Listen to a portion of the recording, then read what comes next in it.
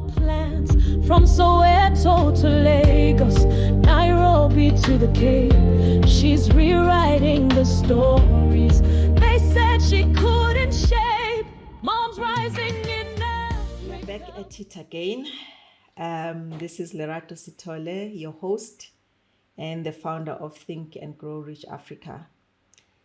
We continue with the conversation in this conversation with greatness. And our greatness is none other like Matshidiso Lengwati that we've been speaking to. And on the topic of unprepared pain, which is her topic of the journey that she has traveled. This is not just a story about Utsidi anymore.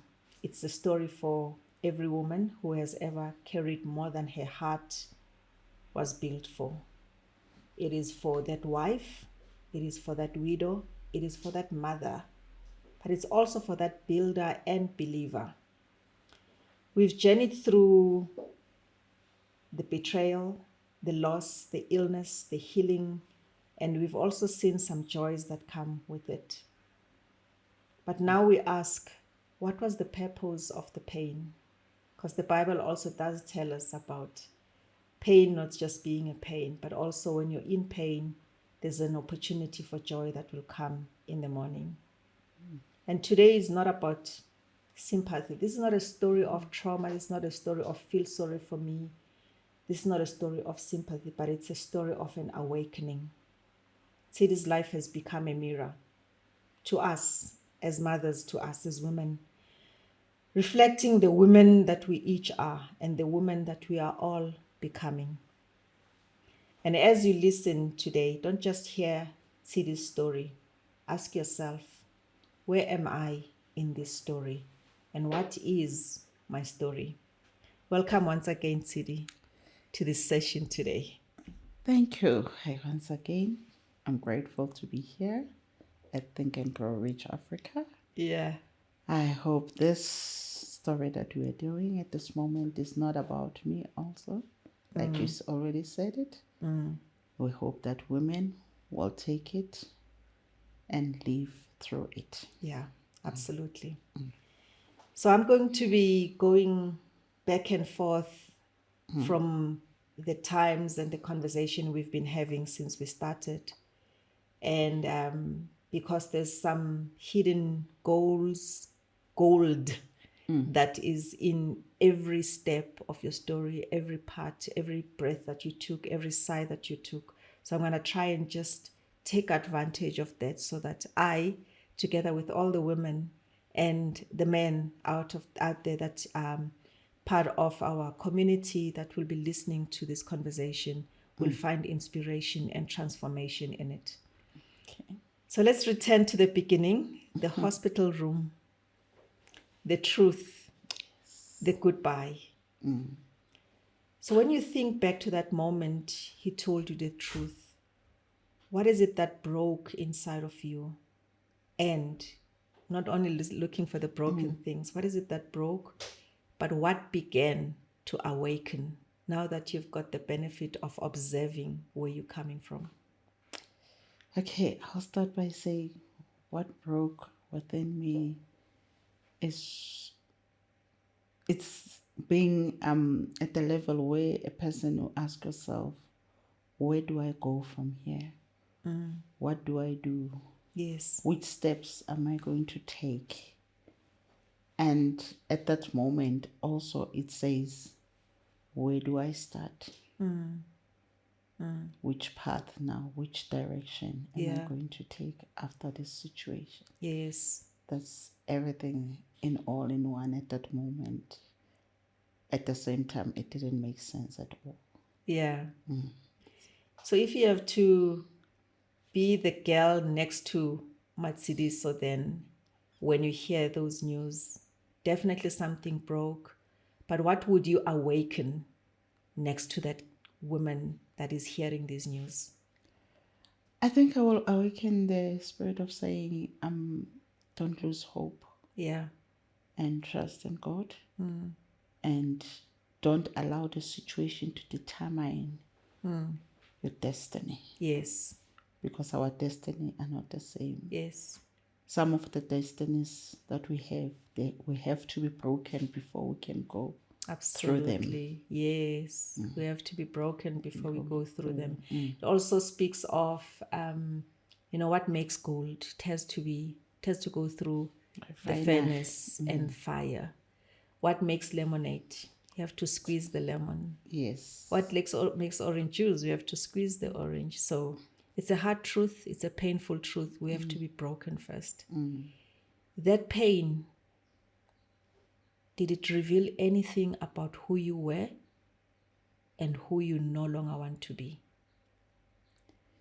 Yes, that pain has revealed to me to say, now I must start looking at Matshidiso as a whole and say, you can do it. You can live for yourself. You can make the world better. You can go out there and talk to other women to say, the path, this journey, is not there to break us, Yes. but it's there to make us, Yeah.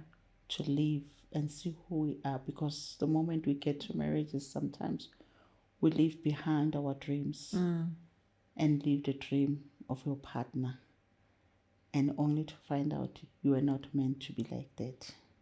That's the part. So my question was, what that woman that you no longer want to be, I think that's the part that you've just touched on now. You leave yourself outside and you get into a marriage to be his wife. Yes. And that becomes the beginning and the end of it. The beginning and the end of it. Because Wow. now you leave whatever he dreams, you think he's dreaming for you. And you forget about ourselves. So you had a lot of things that you kept inside, knowing that you're not a person that speaks spontaneously. You think over time about things, and some of them you bury a lot. Did you ever feel that your silence and strength were both your armor and prison at the same time? The exchange of negative and positive. You're silent, but there's strength in the silence, but sometimes the silence also drains, thinking about what the doctor said.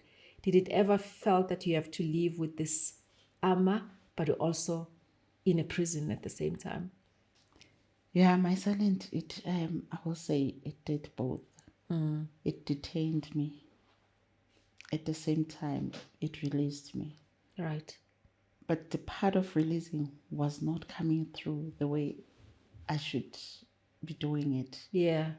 It was not kind. It was not kind, but it was life-threatening. Yeah. The detention was very hard. Yeah. Because at the times where you feel, is it right? If I go out there, what the world will look at it? How are they gonna take it? We live in a world where people tend to judge. Yes. Without looking back to say, where do you come from? Yeah. What happened? Yeah. What made you to be in that situation? Yeah. So I think the release came in a very slow, but also in a very painful way. Yeah. But at the end of the day, I had to let go. Let go. You had to let go. You had to release. Yes. And be out of that prison. Have you learned anything about control and surrender? Is it something that you are able to reflect on and say, what was control, what was surrender? Did it exist in that? Because as I listened the story and reflected after our conversation, I couldn't help but to keep on seeing negative and positive existing at the same time, and where you keep on having to balance. So now I'm asking about, what did it mean to you in terms of what you can control and what you can surrender? I think in that situation, I learned what is it that I can control, what is it that I can surrender. I think I had to learn to surrender things that I knew that I loved them so much. Yeah. And now I had to go back and say, I need to control what am I going through and what am I going to do in this situation. Yeah. Because at the end of the day, I had to take control. Because without it, I cannot just keep on surrendering. I've surrendered a lot that didn't expect to surrender. Yes. Yeah, I surrendered things that I've worked for in a hard labor, and I had to surrender deep. it. That's But deep. the control, I had now to control my body, Your my emotions, my your emotions, my thoughts, and Yes. protect it from Yes. being hurt further. Wow. Yeah. Yeah. You surrendered things that you and your husband have worked for over a long time. I will also say that you also had an involuntary surrender. It's true. That is true. It was involuntary. It's not something that I was expecting to do. Yes. Yeah. Yes. And it speaks to that unprepared pain. Yes.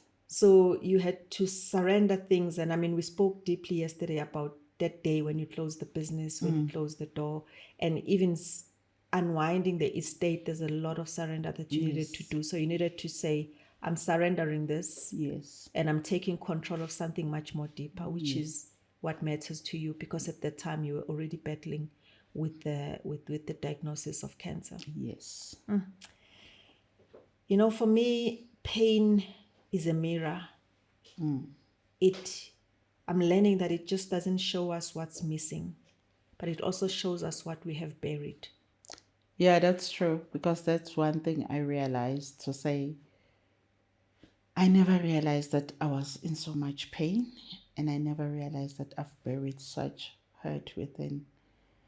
And only now, when I start speaking about it, Yes. it comes and dawns to me to say, where was I when everything was happening? Yes. That means I was caged inside the pain. The pain that I couldn't just get out of it, but I had to let God to do it for me. But there was a requirement for you to be aware that you are caged, right? Yes. Yeah. You needed to see that I'm in a cage, I'm in a prison. Yes. And, although I don't think it's advisable that we should just thank cancer that it came, but I think it also brought in that moment of reckoning again, to also say, what do you want to take charge of? And what is it that actually doesn't really matter in the bigger scheme of things? Yeah, I think to me, cancer, it was a dawning era for me to say, this cancer, it's not here to kill you, but it's here to define your situation that you are in, that you are being trapped inside. Yes. And you were trapped unaware, and my mind was unconscious. Yeah. And I became trapped inside. But Yeah. when cancer came, it was an awakening call to say, wake up and take the bed and get out of this pain. Yeah. Yeah. Yeah. Although I think I just thinking about what we spoke about previously, that first week when you were called from work and they said your in-laws are saying the business must close. That was another form of taking control, but it was taking control. You needed to do that. I mean, there was nothing you needed to do that. It was taking control, but I think over time, those are the only things that you started controlling and not controlling the internal part. Yeah. I learned that the word disease means dis-ease. It means our body is not at ease. That's true. So, and over time, the body, when it's not at ease, it then starts creating little territories, like I think cancer. I mean, for a lack of a better word, I can't say it the way the doctors said it. But then healing for me, again, Think and Grow Rich. I do think along wealth and riches, but healing, I would say, is the first profit of the mind. That's true.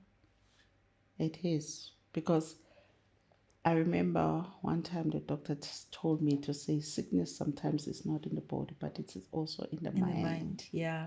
Because once your mind takes over and confirms it, then the body believes, and the body takes over, and the body responds what the mind is thinking. Yeah.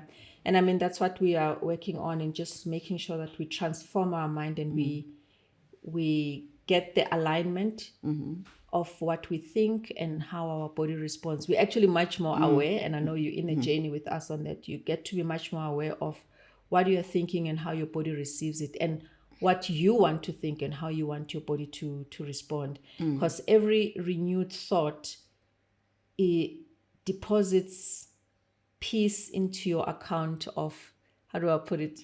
Yeah, it's like every thought deposits peace into your account of purpose. Yes. Yeah. So, and if it's the right thought, it goes into the positive side of purpose. If it's the wrong thought, well, it's destructive. Yes, it will go to the negative. Yeah. Yeah. I want to move on a little bit and just work on the battle of the mind. Yeah. I'll drink some water to that. The years that followed were filled with noise, lawyers in and out of courts writing paperwork, digging paperwork, papers that you had, some you didn't have, in-laws, business betrayals, business loyalties. But underneath all of that was the battle in your mind.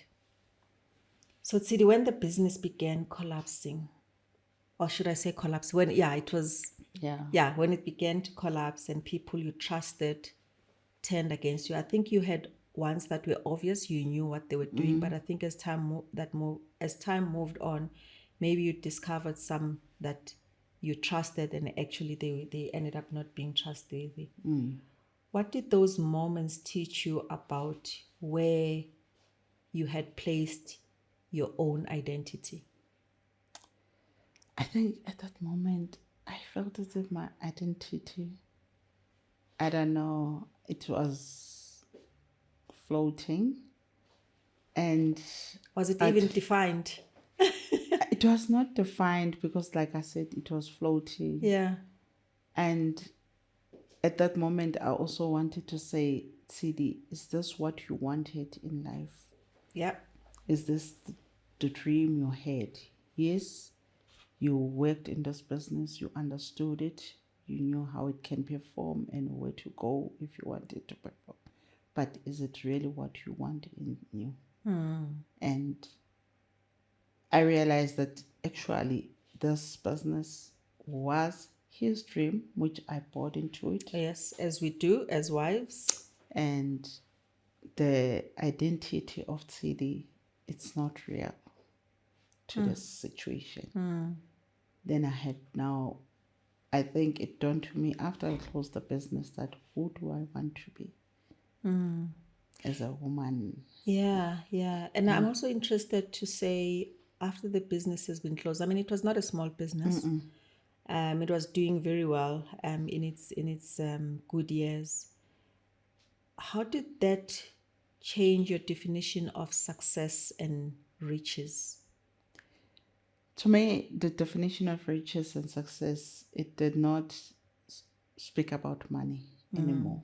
From that time. From that moment. Yeah. Because one thing I realized, you can have money, but it will never buy you peace. It will never buy you love. Yes. It will never buy you sleep.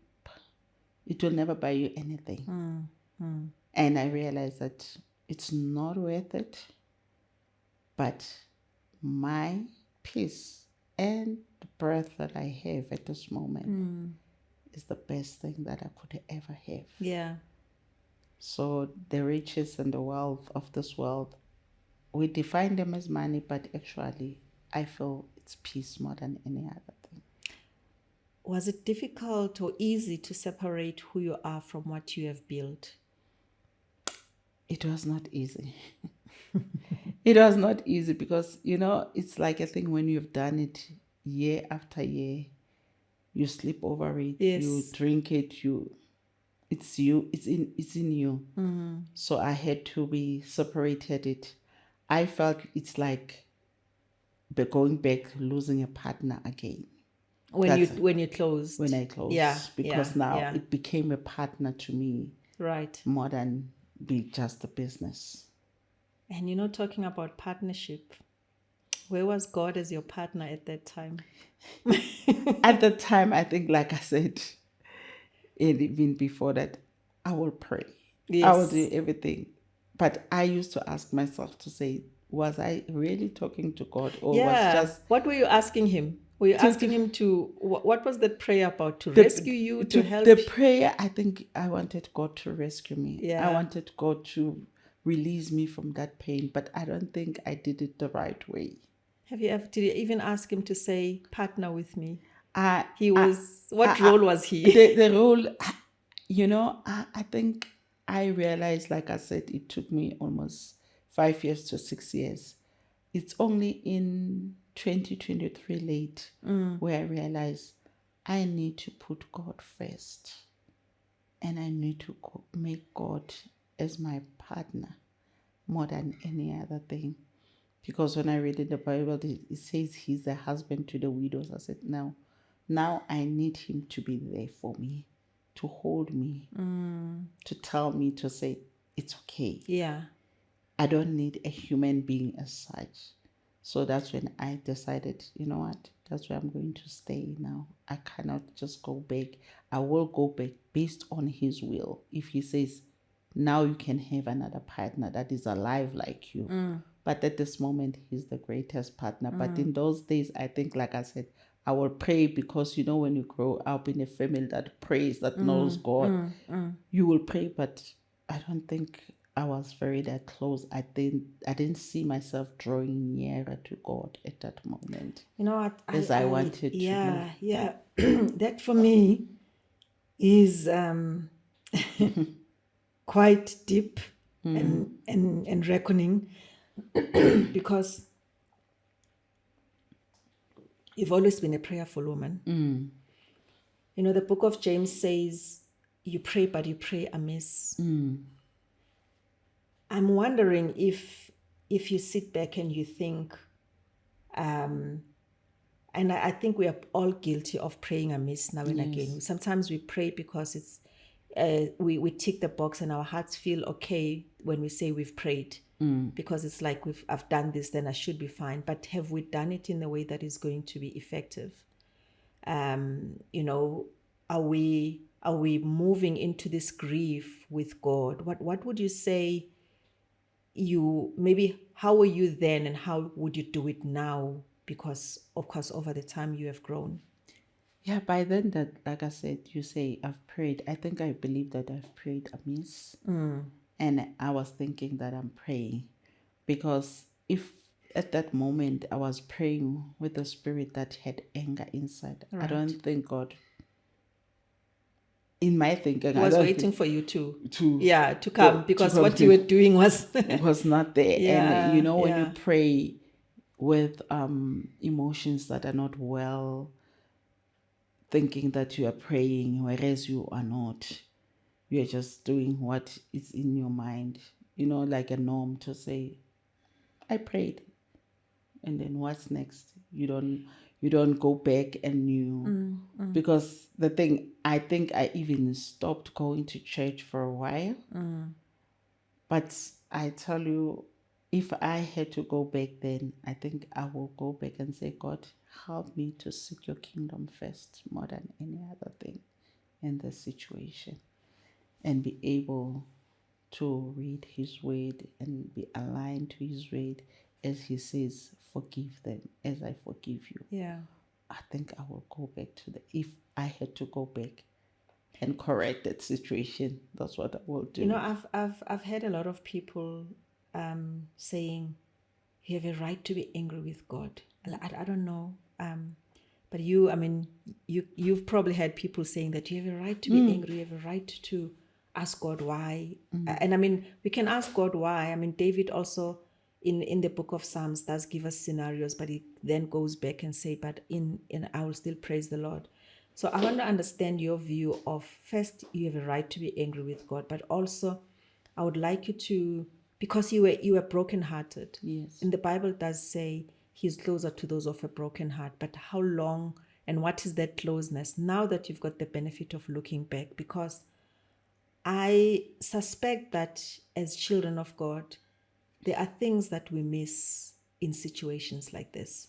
And I don't know what they are. They are better explained by people who have walked the journey. I think at that moment, you get to a part to say, God, where were you when all these things are happening to my Yes. life? Yes. I've been your child. I've known you. I've served you. Yes. And then it's like you are putting a blame to him, not being aware that you are blaming him for your all the situation. And whereas God says he knows our ending before the beginning. Yes. He never told us the middle, what it's going to be like. He didn't tell us the No, middle. he just Oh, said Lord, the yeah. end and the beginning. So between the end and the beginning, We don't there's know what's in the middle. the middle is what you see. This is so and I profound. remember one day saying to This God, is so profound. I remember one day I told God, I said, God, if I knew that I'm going to be married and become a widow, I think I shouldn't have been married. Yes. But when you look back, you say, God, at the same time now, I know you better in this. After all this thing, Yes. I understand that this journey is not for me only. You are creating a new woman, a new person that you're going to use for your own purpose, and you're going to define that purpose to me. Yeah. As I'm sitting now, I realize that God, this was the purpose, because this is the story that I'm talking about.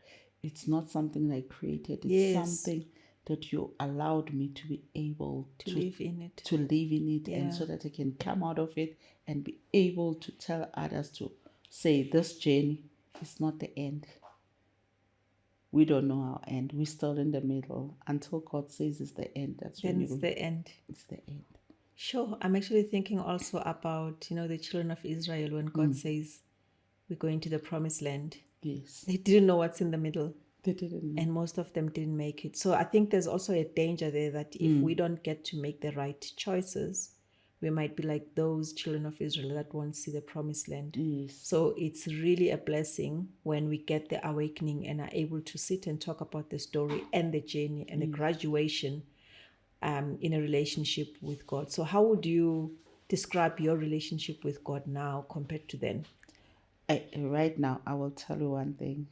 I think somebody, if can come tomorrow and say to me, stop praying, stop talking to God, I think I'll tell them, do what you want to do. But this, as the Bible, nothing will separate me from the love of God. Yeah. Not even death. He said Yes. so. Yes. Because that's when I feel to say, in that pain, God is still there. In that hard times, God is still there. He never leaves us. He never forsaken us. It's us who leave him because Yeah. we are in pain. Yes. And we think that he has left us. Wow. Whereas he's still with us. Wow.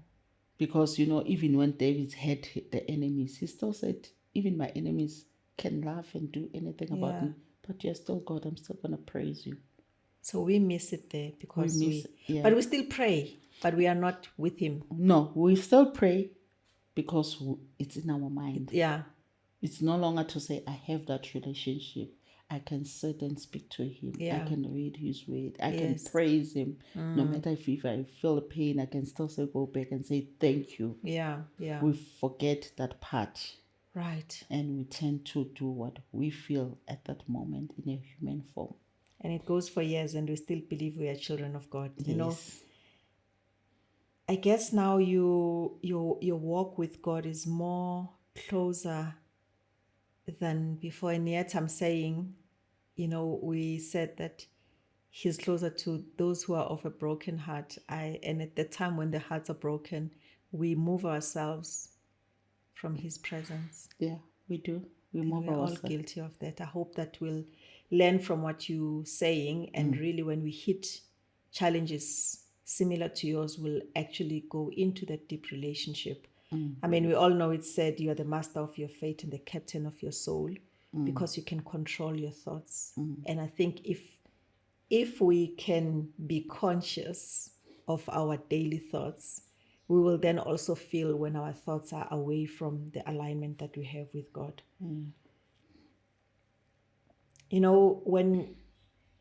How did you balance your inner conversations with the circumstances that were external out of you?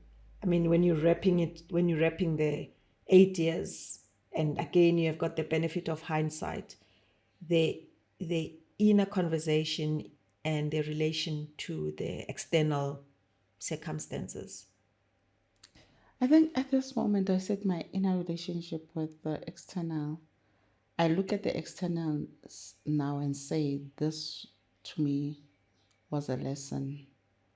And if I look at it at that moment, if I had allowed it to break me, I would have been broken. But now, when I look at it in a different way, to say, it did not break me, but it made me a woman who became to say, I'm stronger, I'm wiser, I'm better now Yes. than what has Yes. happened. Yes. So my inner self always says, remember, Ah. you are not alone, and the one you work with is greater than what those things has happened towards you. Those things, they didn't break you, so they will never break you again. I'm stronger, I'm Oh, better, and I'm wiser. wiser. Wow. To all of us as women, what stories are we telling ourselves? Our internal conversations, do they bring peace or do they keep us away from peace? Like I said earlier, peace is profit and purpose is power. And we also have one thing that I like, gratitude, which is the currency that multiplies, the currency that gives us and puts us in a position to receive more of who God is. This is transformational for me. I'm learning a lot about really what we claim as a good relationship with God, as a prayerful life, and what the reality is, using your story and the prices that you've paid. I definitely don't want to pay those prices. I want to learn from you. And I'm hoping every woman and every mother, every wife, every girl will learn from this. Forgiveness is freedom. So before you could heal, Tsidi, before your body could get healing, your heart had to heal first. Your doctor was not mixing the words when he said you need to let go in order to start healing. You've got a letter that is a sign and an evidence of release that you want to read to your husband. Yep. Please take your time to do that, and we will be listening as you do so. Okay. This is the letter to my late husband. It reads thus: My love, it has taken a long years for me to find words you never stayed long enough to hear. 8 years of questioning echoing through the quiet nights. Why? Why and why? Why didn't you tell me sooner? Why didn't you let me find through whispers and papers instead of your voice? Why did you leave before we could talk? Before I could look into your eyes and ask what was real and what was the rumor? I said to you that day in hospital, get well first and we will talk. You did not get well. And for a long time, neither did I. You should have told me yourself. I would have been easier to heal from the truth spoken in pain than to search for it through humiliation and shock. For years, I tried to piece together your story through documents, through people's visions, through fragments of memory. And even now, I can never be sure if what I discovered was the whole truth. Because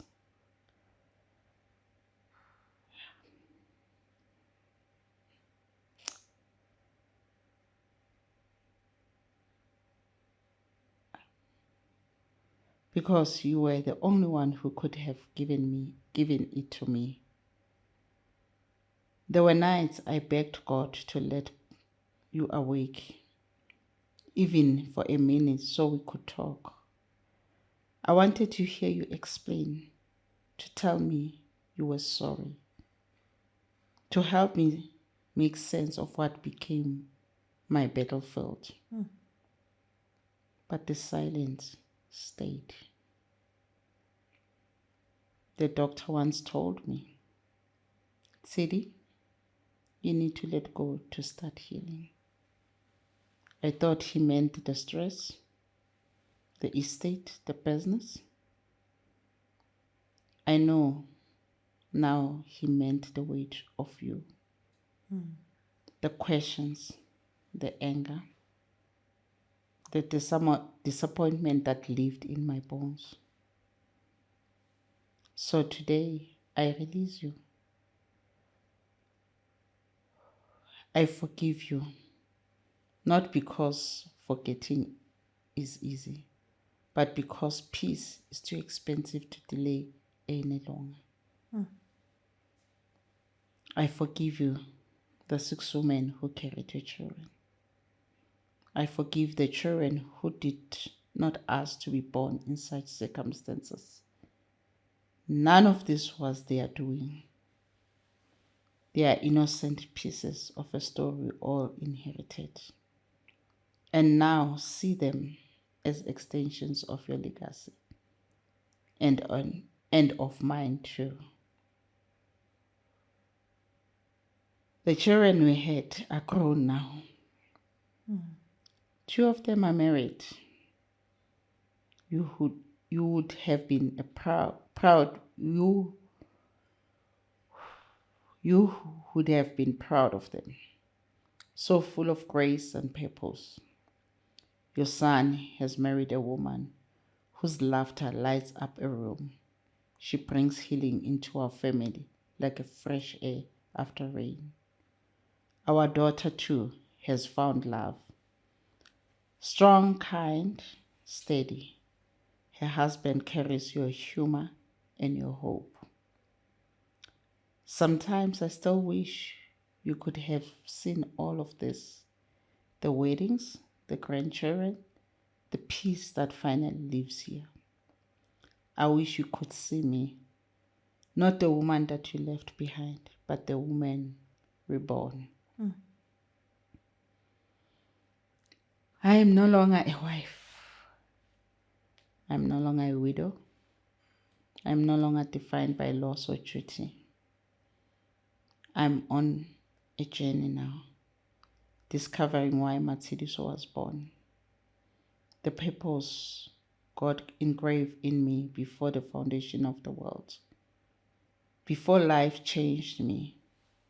Before pain renamed me. I'm going back to the original blueprint, to the vision of me that existed in God's mind before I ever become somebody's wife, mother, or widow. That is where I find peace, in knowing that this too was written into my purpose, that every wound has become a window to my calling.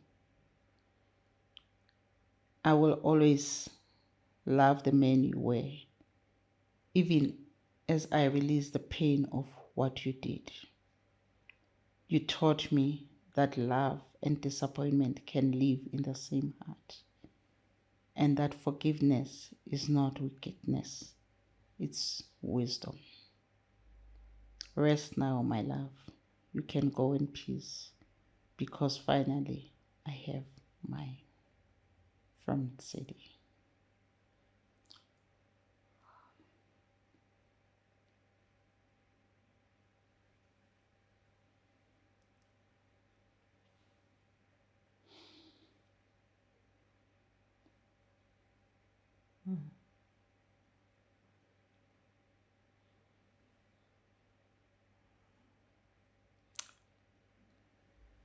Yes.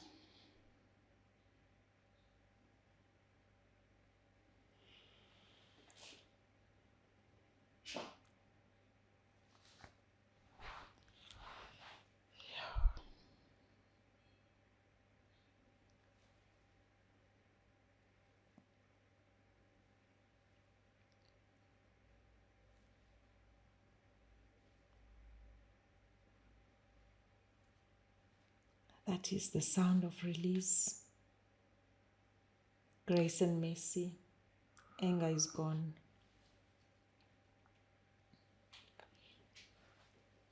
This is another level of your healing. You forgave fully. You released. And you are free indeed. Thank you. Yeah. This is not just us acting. This is us really doing what needs to be done in this season of Tsidi's life. I can't help it but do my own internal reflection. And I think to every woman, to every wife, to every widow, to every businesswoman, who are we outside of all these things that we think define us?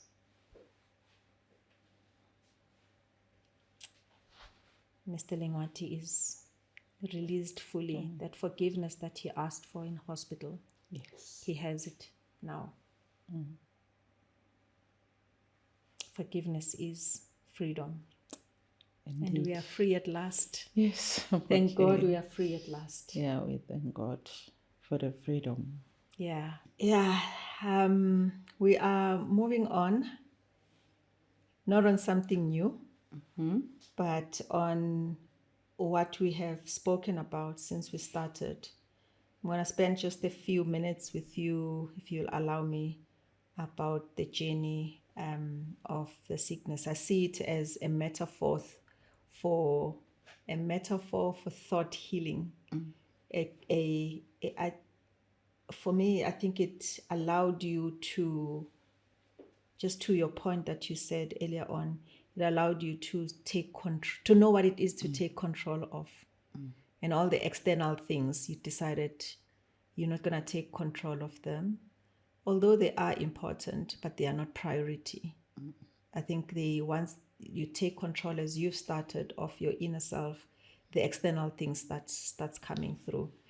I want to maybe just take a few moments to understand your faith and your fight in the sickness that you were diagnosed with.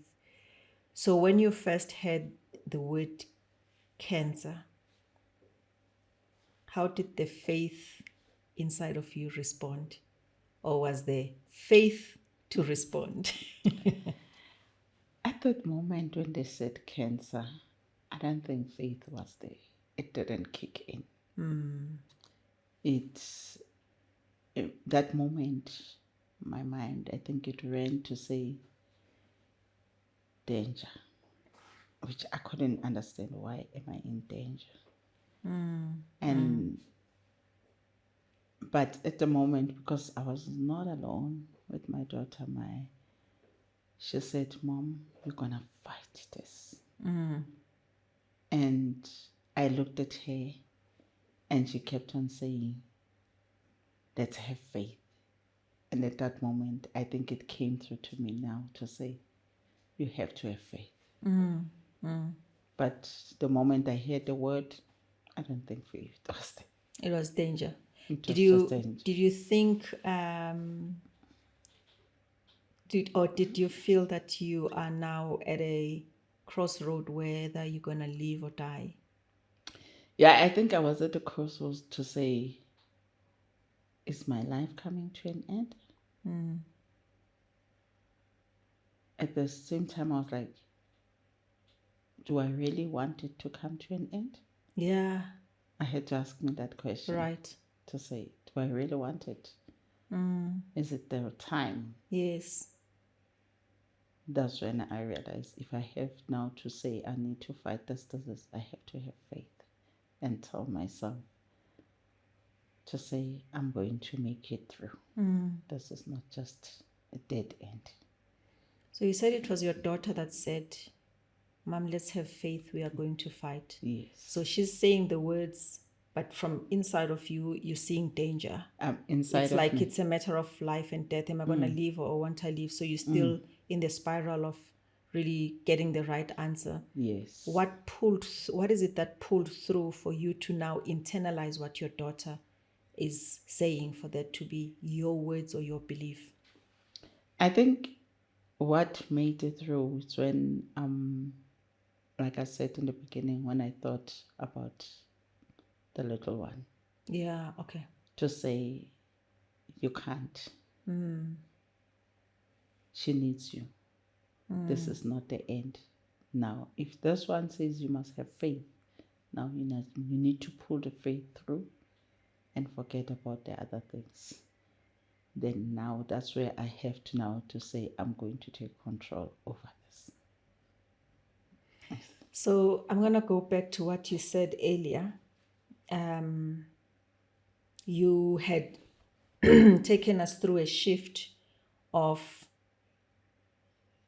the people around you, the things that, you said, my identity as a mother, my identity as a wife, my identity as a widow. What I'm hearing is at that time you thought, okay, I need to fight this. I need to have faith for the little one. Standing outside of that and looking in and saying, where is Tshidi that is fighting for Tshidi in this? What was the situation at that time? And what would be the situation now? At the time, I think Tshidi was not there. So the fight was still not for Tshidi. It was not for Tshidi. It was Tshidi as a mother for your Tshidi little one. Tshidi as a mother who's fighting just to have the little one, forgetting about myself. Right. But today, as I stand, I realize no, it was not for her as such. She's part of it, but I had to start with me. Yes. To say, Tshidi, come back, fight. You need to leave. And For this you is not first. the end for you. Yeah. Yeah. I know that you have embarked on a journey of discovering your purpose. I am very much the driver of that. Yes. And with what you know now about purpose and just what we've just said, am I fighting for my daughter or am I fighting for me? Now, with the understanding that you've got on the importance of purpose, how would you rephrase that, or how would you relive that moment? At this moment, because now I know my purpose and I'm in that journey now of transformation and everything, I think I will relieve to say, me, live, not for anybody, not to please anyone, Yes. but Tshidi, Yes. come back and live for the purpose that you are created for. Yes. By God, that's it. And I've been guilty over the years as well to want to do things for everybody else, or to want to do things for everything external. Not that the people in our lives are not important, but ever since I started being the transformation coach, teaching about discovering your purpose, developing yourself for your purpose, and deploying yourself to your purpose, I'm learning every time when I share, when I coach, that actually purpose is important. I'm actually thinking of the scripture that says, I knew you before You're formed in you your were mind. formed in your mother's womb. I predestined you before the foundations of the earth. But it's amazing how we want to hold on to everything else except fighting, screaming, kicking to try and find out what is it that God knew about me before he formed me, before he founded the foundations. What is it that he knew about me?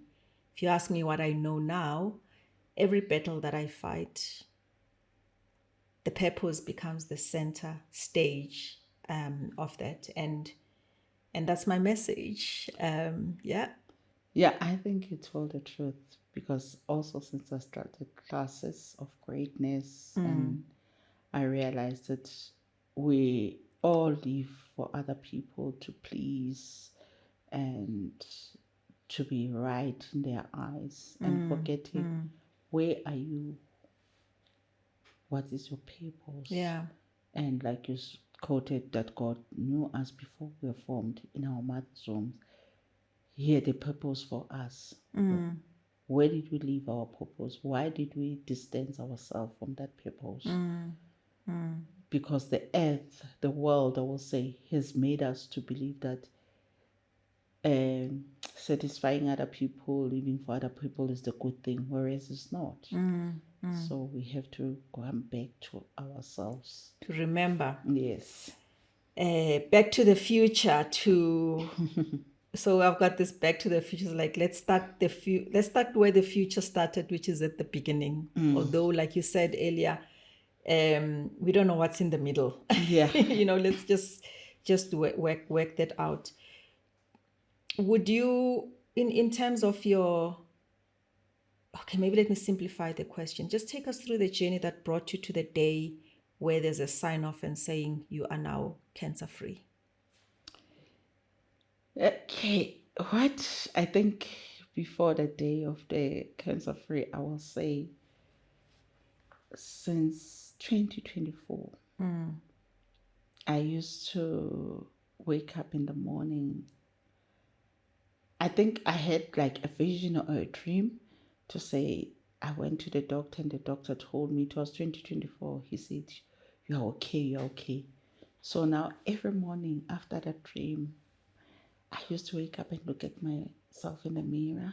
Yes. After I took a bath, and I would wash my breast and I would tell the breast, "You are healed. Yeah. You are fine. Yes. You're okay."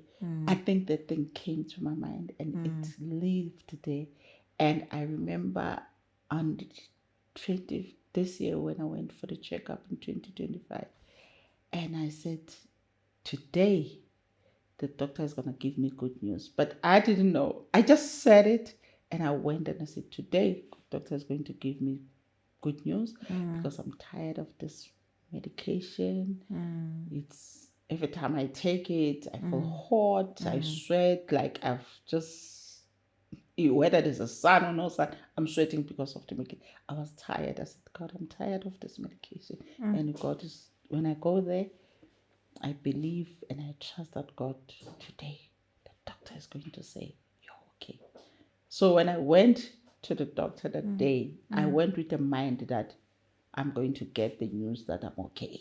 And But you indeed, had been living that okay. You had been. yes, Just be slow on that. I want to understand how now in this journey, especially after 2023 and now, because then it's 2023, you took the last 6 months off and you said you're focusing on fighting and healing and focusing on your children are also planning to get married, both of them.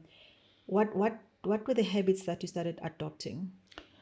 after that I started adopting, like I said, I used to I started adopting reading books. Yeah.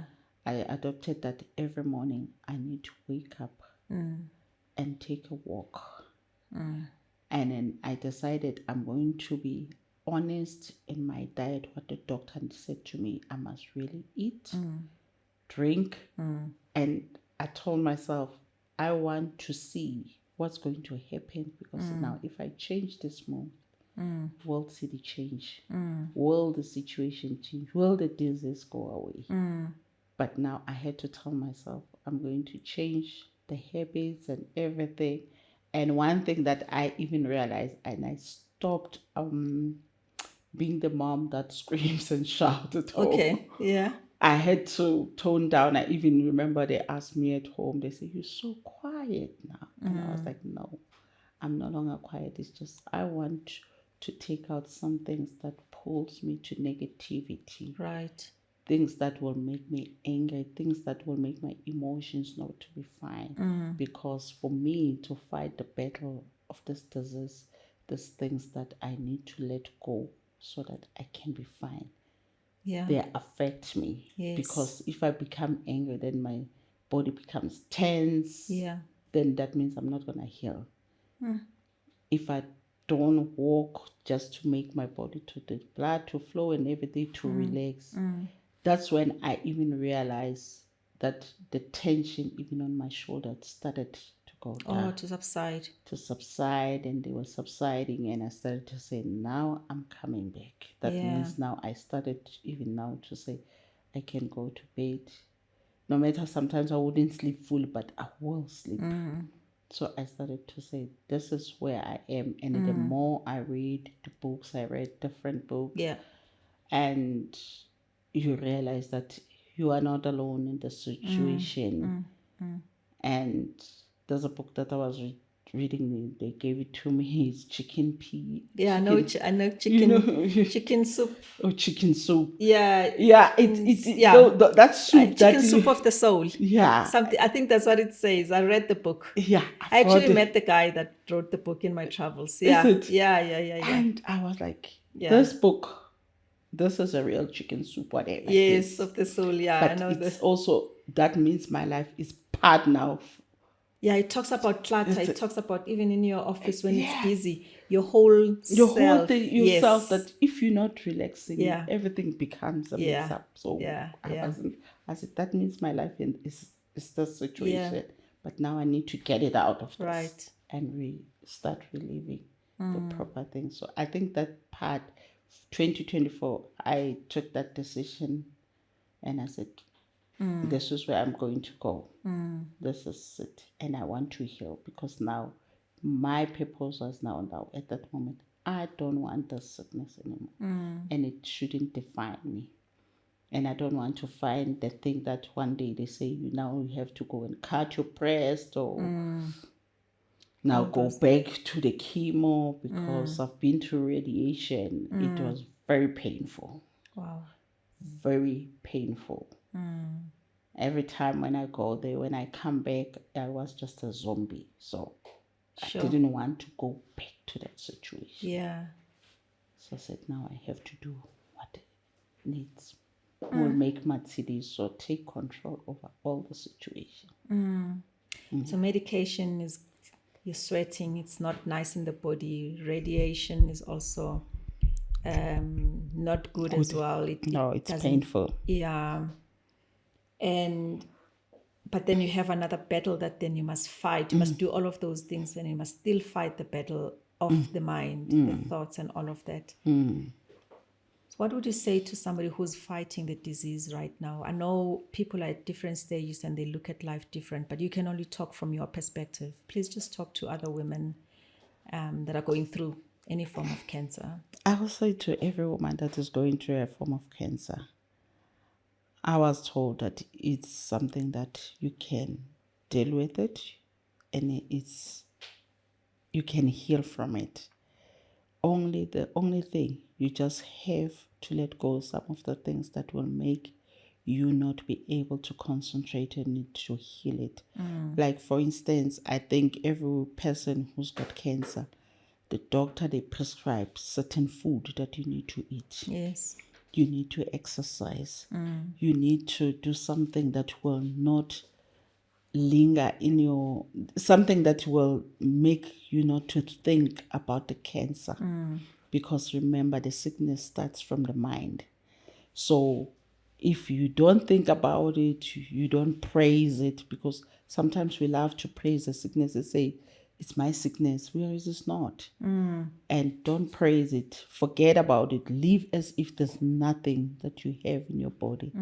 The moment you take that step, wow, and then I know that everything that you have to go for checkups, to take your medication, they will remind you, but just tell yourself that it's not there to stay. It's something it's that not there to stay. It's not there to stay. It's I can do it. I can live with it, or I can make sure that it goes away. Yeah, it's not an easy channel, but we do it. Wow, that must have been, it's a real fight. It's the true battle now. It's a true battle. With everything else that you had let go, you needed to continue to let go even more to fight this. Yeah. What I'm loving is that it's no longer about you and your little one and to mother them or to see grandchildren. It's about, this is for you because you deserve to be you. Yes. All the other things that we do because they are by the wayside, and we pick them and we become mothers, we become this. But there's a bigger purpose, and that bigger purpose is your purpose. It's my purpose. I say pain is probably the classroom. And I would look at purpose and say that's when you graduate. Yeah. So purpose is your graduation. And I'm very blessed to be walking the journey of transformation with you, to see all of this unfolding and you finding yourself. And in that, I know there's a call for you to visit, can I say, remember who Tsidi was when Yes. Tsidi was young, when Tsidi was, who before anything, before we even dreamed that, I'll be 30, I'll be 40, I'll be Mrs. So and so. So it's a beautiful journey Yeah. that of this discovery. It's still ongoing. Yeah, it's still ongoing, and I'm enjoying it, and I like it because it has dig deeper, and it reminded me back to that CD that was peaceful, CD that had no grudges, no anxiety, no pain. A CD that Yeah. will go outside and play and come back and be able to take it further. I know we can't go back to that little CD, but Yeah. that little CD that is still there can make CD a better person. What are those forgotten dreams, goals, excitements that have awakened as you are in this journey and as you have now fully healed physically? Yeah, I think the forgotten dream is what Sadie, when she grew up, she loved I will say to be in front of I will say in front of people. I used to see myself being that manager or being a teacher. And one thing Sadie loved kids at from Yeah. the young Yeah, age. right? And I remember one day I was told, the way you love kids, you might not have your own. And I was like, no, God, you can't do that to me. But it's one thing that I still love even today. I don't know what is it mean with me and the kids. I don't know. We are in a journey to discover what that means. All I know is that every purpose has in itself the ability to be fruitful, to multiply, and to take dominion. That's true. So as you're discovering, you are able to see the things that have been covered by dust, by debris. So it's now all underneath, and you are unpacking, removing all the things. This journey is allowing that, and you really going to have a fully defined, definite major purpose. Yeah, I'm looking forward to it. So now it's all about you. Yep. I know you have a letter from you to you. Yes. And I would like us and those that are listening and those that are watching to just listen to you as you read a letter to yourself. Okay, now I have a letter to myself. I will start by saying, hello, me. It's been a long time since I've really seen you. I lost you somewhere between holding everyone else together and falling apart myself. You hid me behind titles: wife, widow, mother, fighter, until even I forgot your name. But today I remember you, the woman God the woman God imaged before the noise, before the betrayal, before the illness and the fear. The blueprint he called Matshidiso, grace upon grace. Every hardship was not punishment, but preparation. The betrayal made me you made me the betrayal made you seek the truth. The loss made you search for meaning. The sickness made you slow down and listen.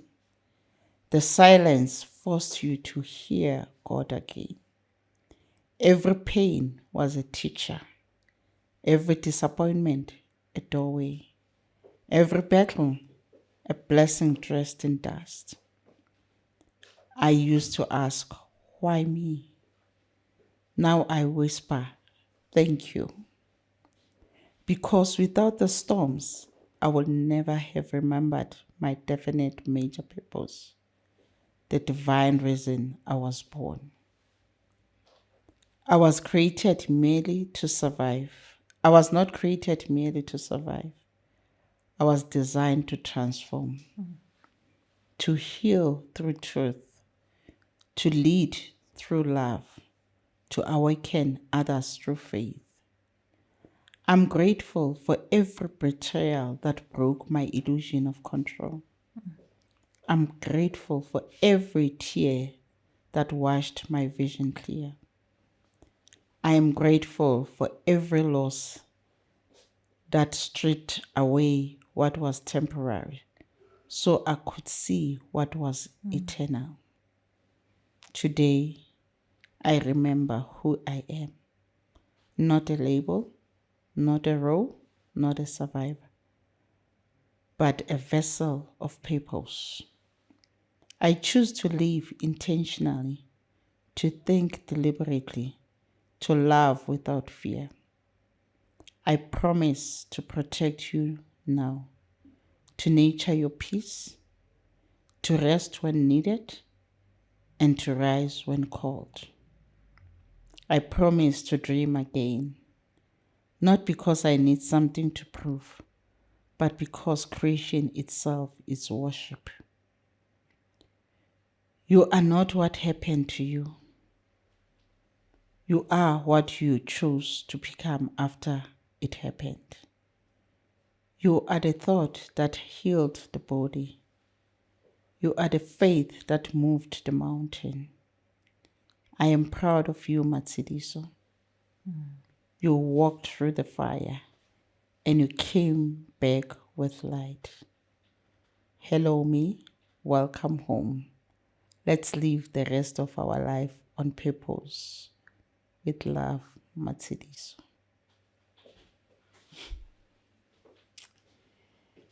Yeah, Beautiful. beautiful. Beautiful. That was resurrection. Yep.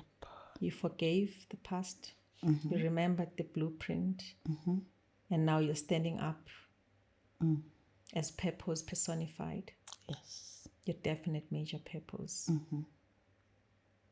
When a woman remembers who she is, the world begins to heal through her. Yeah. So the world is going to heal through you. Gosh, I'm getting goosebumps as I say this. Yeah. The world is going to heal through you. Some people, some women, some mothers, some widows will not see the pain that you've seen because you've paid the price. Yes. In your own way, you are the first fruit of all those that will suffer because they will learn through you. Yes. And thank you for coming out. Thank you for the boldness. Thank you in advance for all the comments that might come that might not be favorable, but this is your story, this is your truth, this is your vision, and that's what it is. This is a life that you lived. And I'm grateful that God kept you. You fought, you are free. This is even beyond now because it's for every woman who's battling cancer, who's fighting any form or type of diseases. You've told us that there's a lot of it that stems from how we thought, what we think, how we live our lives, and sometimes what we eat as well. So I'm so grateful for the time that I've spent with you, going through the journey, the emotions that come with it. It's a gift that you've given to us at Think and Grow Rich Africa and to African mothers, African wives, African women, because this is to the continent. This is how we Africans stand up and fight. Your children are blessed to have you. You are the matriarch now. I know yours are only 3. Yes. But you said yourself you love children. I think somewhere at the back of your mind, even those extra children, they have something that belongs to you, That's true. an identity of your husband. Yes. So somewhere we watch and see what God is going to do with that. We don't know. We watch and see. So my words as we close this journey of unprepared pain. Okay, I'm already seeing a book title. So we're waiting for the book. It's called Unprepared Pain Okay. by Matshidiso Lengwati. Wow. It is the reckoning of you. But the reckoning that I want to leave with everyone that is listening, everyone that is watching, is that pain is not meant to paralyze us. It's meant to prepare us. I'm going to ask myself and you over there to write 2 letters as Matshidiso has done. One, to release someone that is holding you in the prison of unforgiveness. And one is to yourself, where you say, hello, me. And you speak from you to you. Because it is important to start the journey of purpose. And purpose, though I say discover your purpose, I'm actually saying remember your purpose. So it's probably discover what you have forgotten about your purpose.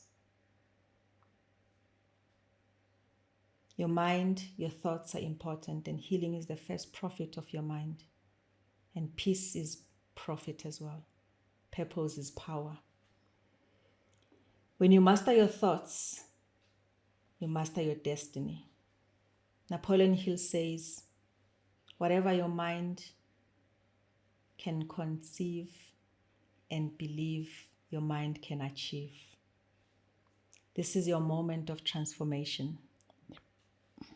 Through the journey of life, real life, that Utsidi has lived. This is, you didn't tune in, you're not listening by accident. It is your moment. Just sit still and listen to the whispers that speaks about you in your own journey. It doesn't have to be exactly the same, but it is your journey. Just listen to the whispers. And the most important thing, remember your purpose. Discover what you have forgotten about your purpose. Remember why you are. I want to take this moment and give Utsidi time to just give her closing words as we finish. Yeah, in the closing statement, I'll say, first of all, I'll say thank you to Think and Grow Rich by Loretta Stolle, to come to my life to be able to unpack what was inside, what I was holding, and to be able to come out and say, this is a journey that I walked through, the journey that was really, had a pain that was really unprepared for. So through us telling the story, talking about the situation, the circumstances that we've been through, it's not to humiliate or embarrass or discredit anybody. Yes. But it's the path that leads us to healing. Yes. Because the more we keep things inside, the more we create diseases. You become enemy towards yourself. Yeah. More than you taking care of you and live for your purpose. And I believe that from this moment as we speak, my journey, I know, has already started, a new one of being a greatness. Yes. And I believe that it's going to come out in a very good way. And I'm looking forward to say, I'm going through. I will write the book. Yes. We have. I will make sure it reaches to every woman in Africa. Yes. To realize that we are not being present about our situation. Right. But we have to know that we still live no matter beyond the pain that we've experienced in our life. In spite of the pain. Say, in spite of the pain, we still have to live. And let's look forward and live for ourselves. Let's not lose ourselves, because we always lose ourselves. Yeah. Yeah. So, like Lorato has already said, write a letter to yourself. Write a letter to the person that you love to forgive. It is the time for healing. No more going back. No more going back. That brings us to the end of this beautiful journey. I must admit that it really captured me. It really gave me time to also reflect on my own journey, on the things that I need to let go of, and also the things I need to be grateful for. We are full of complaints. There's a lot that is happening around us, for us, by us, about us, and we forget the people that we are. So that letter to you is very, very important.